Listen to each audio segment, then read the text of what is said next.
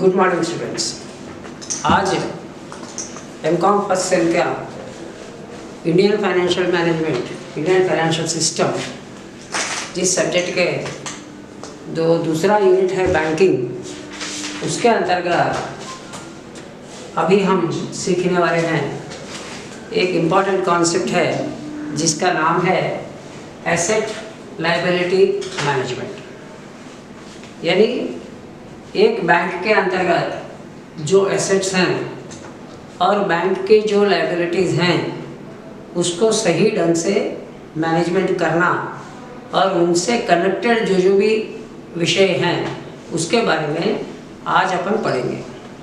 सबसे पहले आपको ये ऑलरेडी मालूम है, ऐसा मैं गृहित मान के जा रहा हूँ, हर बिजनेस में अपने को दो बातें कंपलसरी है, एक तो एसेट रहेगा और दूसरा लायबिलिटी रहेगा। लेकिन इसकी जो जनरल परिभाषा और बैंकिंग सेक्टर की परिभाषा में थोड़ी सी फर्क है।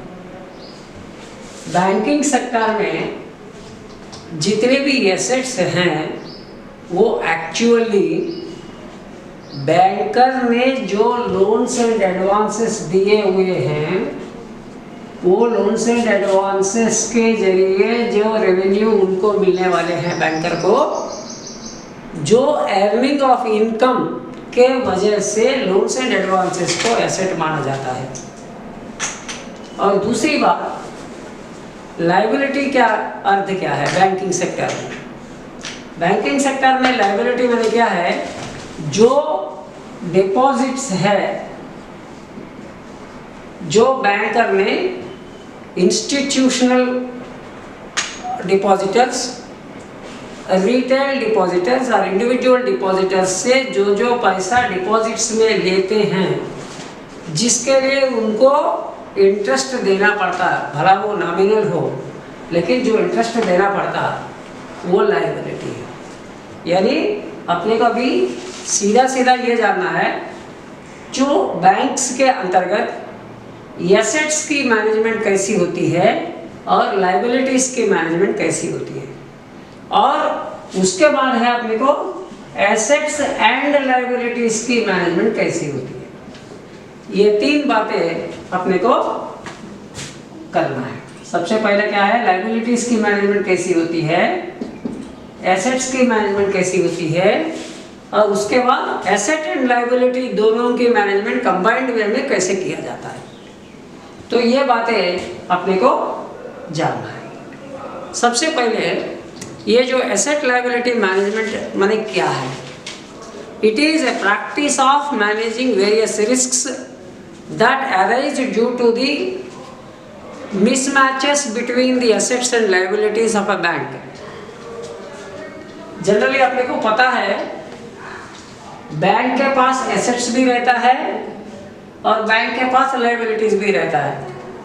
लायबिलिटीज माने क्या है, इंडिविजुअल इंस्टीट्यूशंस या रिटेल इन्वेस्टर्स के जो डिपॉजिट्स है, जिसको जब भी उसकी डिमांड होंगी या मैच्योरिटी डेट होंगी तब उनको पे करना है, इसीलिए उसको लायबिलिटी माना जाता है। दूसरा, बैंक को इनकम अर्न करने वाले जो उपक्रम रहते हैं जिसका नाम है लोन्स एंड एडवांसेस, उसकी थ्रू बैंक को इनकम जनरेट होके एज एन इंटरेस्ट रिटर्न मिलता है, तो उसको इसीलिए एसेट बोला जाता है। अब ये जो डेफिनेशन क्या बता रहा है, sometimes there is a mismatch between the assets and liabilities of a banking system or of a bank, जिसको मैनेज करना, किस बात के लिए मैनेज करना, एसेट के जरिए और लायबिलिटी के जरिए जो भी रिस्क्स है वो रिस्क्स को स्ट्रेटेजिकली मैनेज करना ही एसेट एंड लायबिलिटी मैनेजमेंट है। तो सबसे पहले रिस्क्स क्या होता है, एसेट मैनेजमेंट में क्या रिस्क हो सकता है, लायबिलिटी मैनेजमेंट में क्या रिस्क हो सकता है। सबसे पहला रिस्क क्या है, मिसमैचिंग। ये मिसमैचिंग क्या होता है, हर बैंक की जो लिक्विडिटी एक कंसर्न है लिक्विडिटी, दूसरी बात प्रॉफिटेबिलिटी। ये दोनों को नजर में रखते हुए बैंकर को एसेट्स को और लायबिलिटीज को मैनेज करना पड़ता है। कभी कभार ये मिसमैच हो जाता है, ये मिसमैच हो जाता है, यानी कभी कभार लिक्विडिटी कम होती है, प्रॉफिटेबिलिटी कम होती है, या लिक्विडिटी ज़्यादा होती है, प्रॉफिटेबिलिटी कम होती है, यानी उसकी बैलेंसिंग जो है वो बिगड़ता जाता है। तो उसी को मिनिमाइज करने के लिए उसकी जो इक्वेशन है वो इक्वेशन को बराबर रखने के लिए अपने को एसेट लायबिलिटी की मैनेजमेंट की ज़रूरत पड़ती है। तो mismatch of assets and liabilities क्यों होता है? तो इसीलिए होता है कभी कभार एसेट्स को नॉन परफॉर्मिंग एसेट्स में कन्वर्ट होने के वजह से जो इनकम एसेट्स के जरिए बैंक को मिलने वाला जो इनकम है उसके ऊपर इम्पैक्ट होती है या असर होती है। उसी के वजह से बैंक्स के पास क्या होती है, उसकी जो रिसोर्सेस जो है, उसकी रिजर्व्स जो है, जो रिसोर्सेस क्रिएट करने के एवेन्यूज है वो बैडली इफेक्ट होता है। उसके अलावा दूसरा लायबिलिटीज की मिसमैच कैसी होती है? कभी कभार अपने को जो fund deposited with the banker by the retail investors और द इंस्टीट्यूशनल इन्वेस्टर्स, वो कभी कभार शॉर्टेज हो जाता है जब उसकी डिमांड होती है इंस्टीट्यूशनल इन्वेस्टर या रिटेल इन्वेस्टर के जरिए। तो उस समय अगर पैसा नहीं रहा ऑटोमेटिकली उसकी लायबिलिटी एक रिस्क बनती है बैंकर के ऊपर। तो इसको इसीलिए ये मिसमैच जब भी होता है उसको स्ट्रेटेजिकली मैनेज करना, उसको बैलेंसिंग करना, उसकी जो रिलेशनशिप है उसको इक्वलाइज करके मैनेज करना, जिसको अपन बोलते हैं एसेट लायबिलिटी मैनेजमेंट है। तो एसेट लायबिलिटी मैनेजमेंट की डेफिनेशन क्या बताता है? The process of decision making to control the risks of existence, stability and growth of the system. क्या क्या है इसमें? एग्जिस्टेंस, ये तीन बातें बहुत इंपॉर्टेंट है। एग्जिस्टेंस है, ग्रोथ है, एग्जिस्टेंस है, ग्रोथ है, उसके बाद क्या है? स्टेबिलिटी भी है। किसकी? Existence of the banking system और the bank, growth of the bank and stability of the bank. ये तीनों को बराबर मैनेज करना, जिसके जरिए हो सकता है एसेट लायबिलिटी मैनेजमेंट के जरिए हो सकता है। तो ये तीनों आइटम जो है इसको प्रभावित करने वाले बहुत सारे आइटम्स हैं। तो उसी के जरिए एग्जिस्टेंस भी कभी कभार क्वेश्चन मार्क हो जाता है, स्टेबिलिटी का भी प्रॉब्लम आ सकता है, ग्रोथ का भी प्रॉब्लम आ सकता है। तो सबसे पहले अपने को हर बैंक में एसेट लायबिलिटी मैनेजमेंट करने की जो इम्पॉर्टेंट सिस्टम है या जो 3 पिलर्स है, 3 पिलर्स, 3 खंभ है जिसके ऊपर एसेट लायबिलिटी मैनेजमेंट सही सलामत हो सकती है। तो वो क्या क्या है? Number 1 ALM information system. हर बैंक या बैंकिंग सिस्टम या फाइनेंशियल सिस्टम के अंतर्गत अपने को ALM इंफॉर्मेशन सिस्टम की जरूरत है। यानी हर बैंक को उनकी अकाउंटिंग, उनकी एसेट, उनकी लायबिलिटी की मैनेजमेंट करने वाली, इंफॉर्मेशन प्रोवाइड करने वाली, on the spot accurate transparent information provide करने वाली ALM इंफॉर्मेशन सिस्टम की जरूरत है, जिसके ऊपर बैंकर ने सही समय पे सही डिसीजन एंड एक्यूरेट डिसीजन ले सकता है। तो ये सबसे बड़ा इंपॉर्टेंट पिलर है जो ALM मैनेजमेंट जो होता है बैंकिंग सिस्टम या बैंक के अंतर्गत। दूसरा क्या चाहिए? मैनेजमेंट इंफॉर्मेशन सिस्टम, MIS, जिसको अपन बोलते हैं मैनेजमेंट इंफॉर्मेशन सिस्टम। बैंक की जो मैनेजमेंट है, टॉप लेवल या मिडिल लेवल या बॉटम लेवल, ये तीनों लेवल की जो मैनेजमेंट के डिसीजन मेकिंग करने वाली और डिसीजंस को क्रिएट करने वाली, प्लानिंग करने वाली और उसको इम्प्लीमेंट करने वाली जो सिस्टम है, वो मैनेजमेंट इंफॉर्मेशन सिस्टम, वो भी एक पिलर है। और तीसरा पिलर क्या है? डेटाबेस मैनेजमेंट और डाटा मैनेजमेंट। डाटा को एक्यूरेटली मैनेज करना, एडिक्वेटली मैनेज करना, एक्सपीडियसली मैनेज करना, ये तीनों बहुत इम्पोर्टेंट है। ये तीनों पिलर्स क्या करता है, उनकी फंक्शनिंग क्या होती है, वो डिसाइड करता है रिस्क पैरामीटर्स उस बैंक के लिए या उस बैंकिंग सिस्टम के लिए क्या क्या है, कब कब है, कितना डिग्री है। और दूसरा क्या है? Risk measurement. जो रिस्क अभी एएलएम के अंतर्गत होने वाला है उसकी डिग्री ऑफ रिस्क कितना है, रिस्क मैनेजमेंट को कैसे करना है। ठीक है, तो सबसे पहले क्या है, रिस्क पैरामीटर्स की आइडेंटिफिकेशन है। उसके बाद जो रिस्क पैरामीटर्स है उसकी डिग्री ऑफ रिस्क कितना है वो मेजर करना है। फिर दूसरा क्या है, रिस्क मैनेजमेंट। ये तीनों को मिला के अपन एएलएम सिस्टम के अंतर्गत एक इंटरनल प्रोसेसिंग सिस्टम जो अपन बोल सकते हैं, तब वो बोलेगा अपने को accurate and efficient asset and liability management system, और एसेट एंड लायबिलिटी मैनेजमेंट हो सकेगा या होगा। So this is only possible when effectively the asset and liability management should be managed by the bank. So for that what are the three pillars? ALM information system, management information system and data management. So data को manage करना, data को what is that, you go into fit into the particular system. Data की availability जब चाहे तब, जहाँ तक चाहे वहाँ तक अपने को डाटा मिलना चाहिए। तो ये तीनों क्यों करना है?